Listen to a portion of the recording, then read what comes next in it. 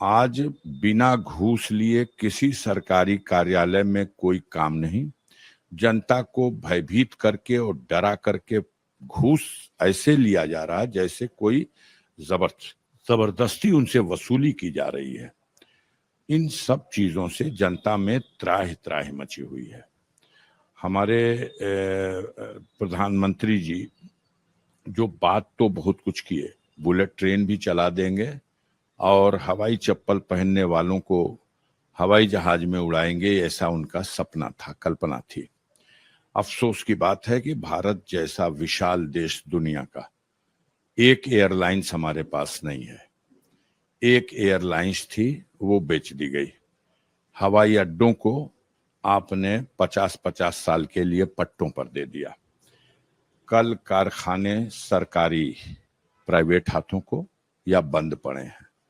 गाजीपुर में गन्ना मिल नंदगंज की बंद पड़ी है। गाजीपुर में बड़ौरा सूती कताई मिल बंद पड़ी है। गाजीपुर में मानक है गवर्नमेंट का आपके कि 150 डिग्री कॉलेजेस जिस जनपद में होंगे वहां एक विश्वविद्यालय दिया जाएगा। गाजीपुर में 350 से भी अधिक डिग्री कॉलेजेस हैं। बनारस में 3 यूनिवर्सिटी है। गाजीपुर के नसीब में यूनिवर्सिटी आज तक नहीं। आप उद्योग नहीं दे पाए तो कम से कम उच्च शिक्षा के लिए अगर ये साधन दे दिए होते। हमारी प्रधानमंत्री जी से बात हुई थी, उन्होंने कहा था जमीन की समस्या आड़े आएगी। हमने कहा जमीन भी है। ब्रिटिश हुकूमत ने उस वक्त एयर पट्टी बनाई थी गौसपुर फिरोजपुर में। यह एयर पट्टी 92 बीघा, मेरे क्वेश्चन के जवाब में हाउस में बताया गया है कि 92 बीघा जमीन है वो, जो बिल्कुल बेकार जंगल पड़ी हुई है।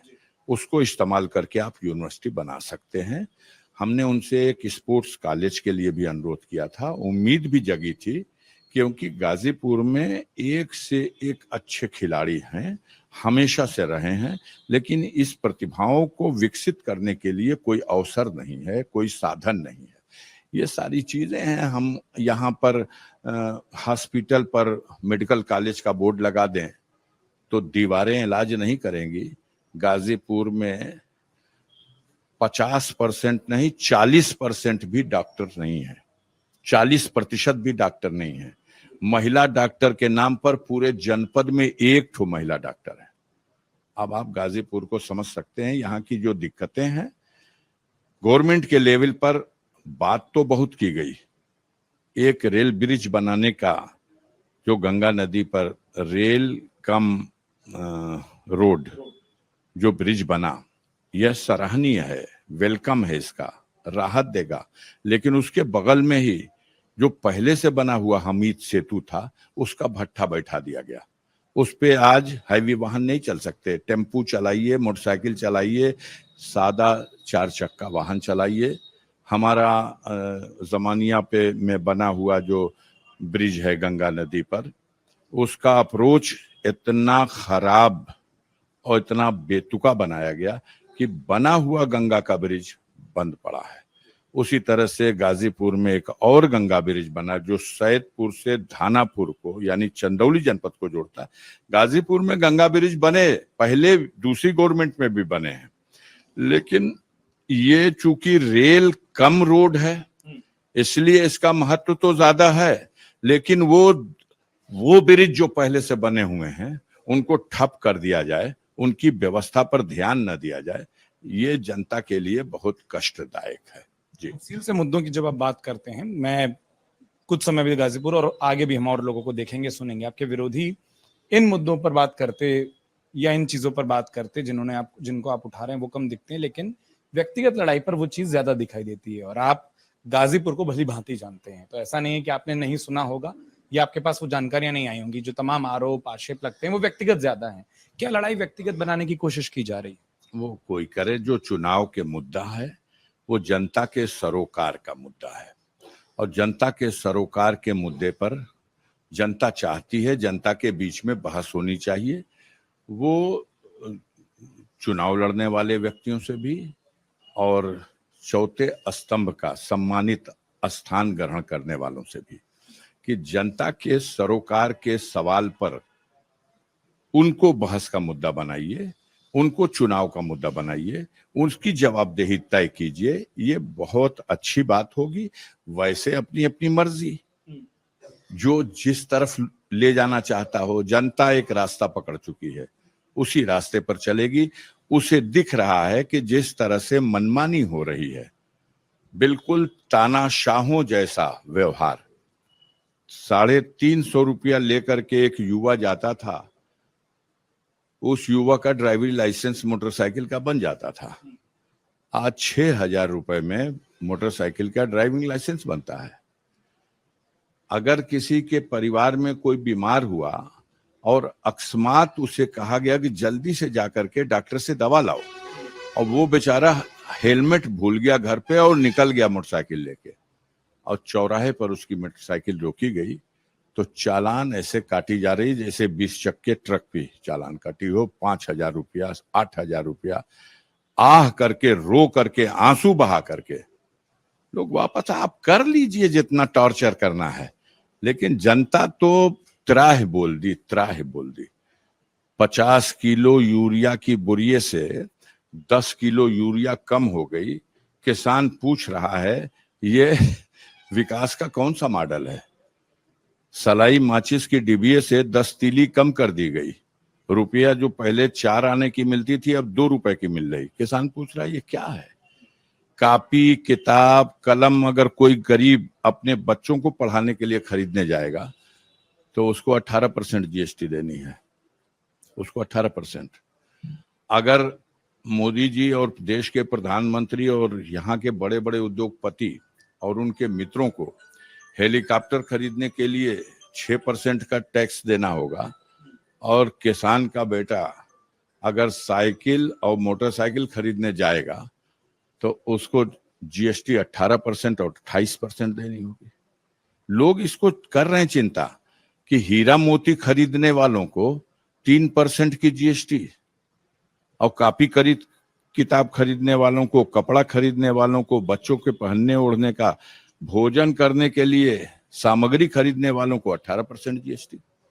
इतना टैक्स लाद दिया है कि उठते बैठते चलते फिरते पूरा जीवन टैक्स भरते भरते, और उसमें भयंकर चोरी। एक मुद्दा इस वक्त बहुत गर्म हुआ है। माननीय सर्वोच्च न्यायालय ने जो इलेक्टोरल बॉन्ड का मामला खड़ा किया, अब जो लोग बड़े गर्व के साथ गौ हमारी माता है और जो बीफ का व्यापार करने वाली कंपनियां हैं, उनसे 250 करोड़ रुपए का चंदा लिया गया।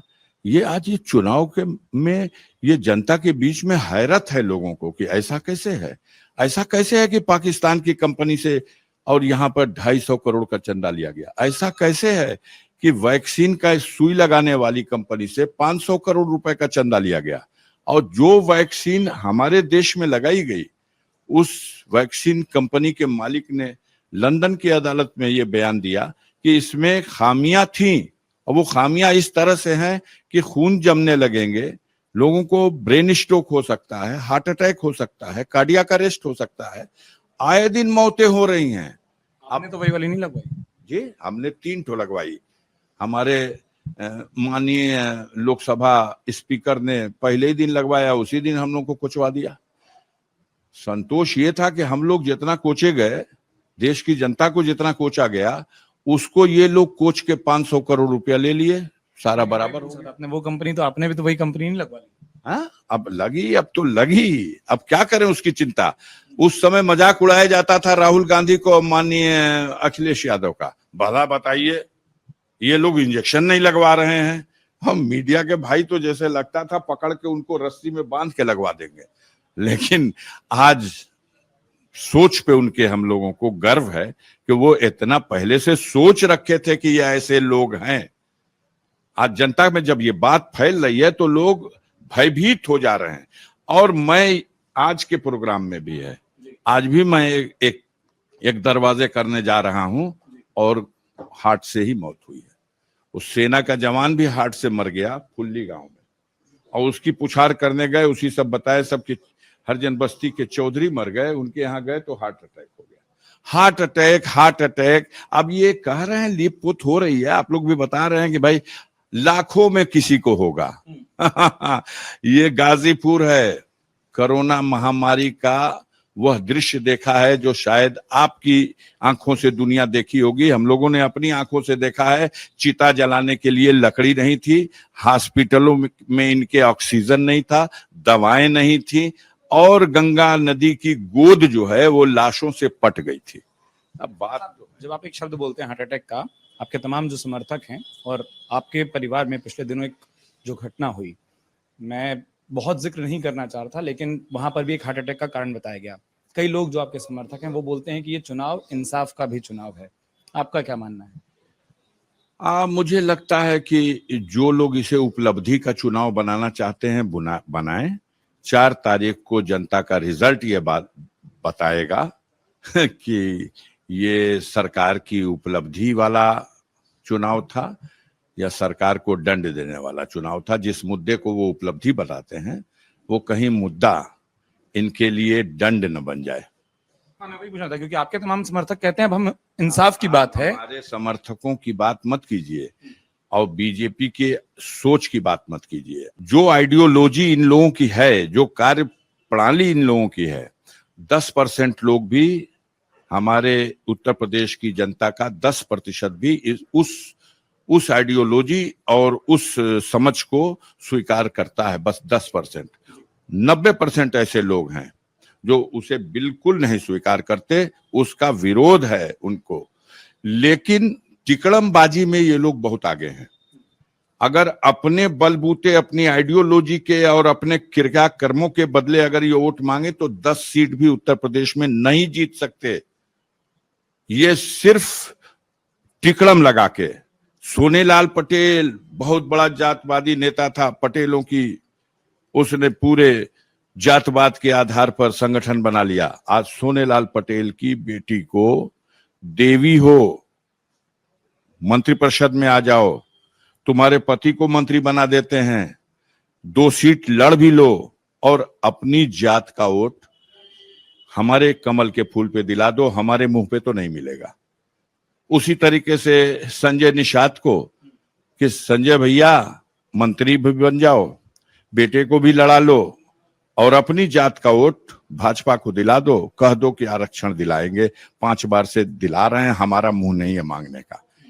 ओम प्रकाश राजभर जी, आप अपने बेटे को लड़ा लो, खुद भी मंत्री बन जाओ, अपनी जात का वोट हमारे कमल के फूल पे दिला दो। भले आप जातवादी नेता हो, एक दूसरे को हमने क्या कहा, दारा सिंह चौहान को भले जनता ने खारिज कर दिया, लो ताज पहन लो मंत्रिपरिषद का, अपनी जात का वोट दिला दो।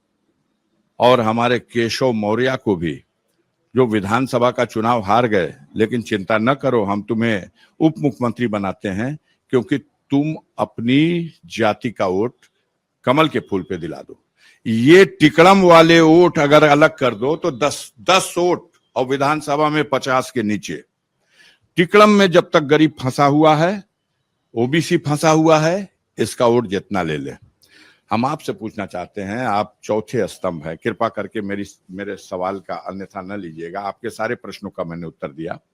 ये जो 5 किलो अनाज है और कहा जाता है ये 5 किलो अनाज मोदी दे रहे हैं, हम आपसे पूछना चाहते हैं 5 किलो अनाज की कीमत तो गेहूं अगर दिया तो 100 रुपया है सामान्यता, और अगर 5 किलो चावल मिल रहा है तो सामान्यता वो 150 का है।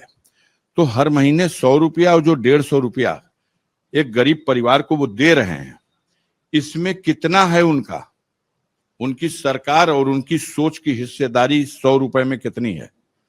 क्या आप नहीं जानते? देश में कौन नहीं जानता कि खाद्य सुरक्षा अधिनियम मोदी के प्रधानमंत्री बनने से पहले कांग्रेस पार्टी ने खाद्य सुरक्षा अधिनियम पास करके सरकारी सस्ते गल्ले की दुकान से 2 रुपया किलो गेहूं और 3 रुपया किलो चावल की व्यवस्था पूरे देश में कर दी और ये व्यवस्था चला दी। तो वो जो 100 रुपए की छूट मिल रही, उसमें 90 रुपए की छूट तो मनमोहन सरकार के पीरियड में खाद्य सुरक्षा अधिनियम की देन है। वो 150 रुपए का जो चावल मिल रहा, उसमें 135 रुपए की छूट तो उस सरकार के उस नियम की देन है। मोदी जी को महीने में 10 रुपए गेहूं दिया तो 10 रुपया और चावल दिया तो 15 रुपया। हमारी कांग्रेस के भाइयों से बात हुई कि भाई जब आप लोगों ने 2 रुपया कर दिया था और 3 रुपया चावल कर दिया था तो क्यों नहीं टोटल फ्री किया। एग्जिट पोल 2024 1 जून शाम 6 बजे से, लोकसभा चुनाव के नतीजे 4 जून सुबह 7 बजे से। देखिए चुनाव नतीजों से जुड़ी हर खबर सबसे पहले, सबसे सटीक, केवल अमर उजाला पर, amarujala.com।